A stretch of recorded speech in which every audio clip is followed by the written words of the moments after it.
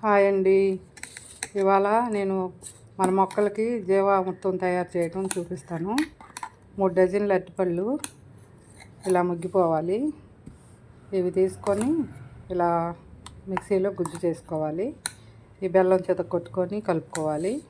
Plastic బకెట్లో వేయాలి. ఇది తడి తగలకూడదు. వీటికి ఒక 10 రోజులు ముగ్గిన తర్వాత రోజు మార్చి రోజు ఇలా కలుపుకుంటూ ఉండాలి. ఆ బకెట్లో మూత పెట్టాలి. షేడెల్లో పెట్టాలి, ఎండలో పెట్టకూడదు.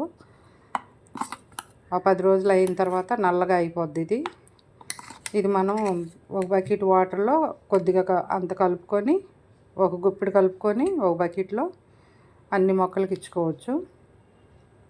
కూరగాయలు, పళ్ళు, పూలు ఆ మొక్కలకు వేటికైనా పనిచేస్తుంది ఇది.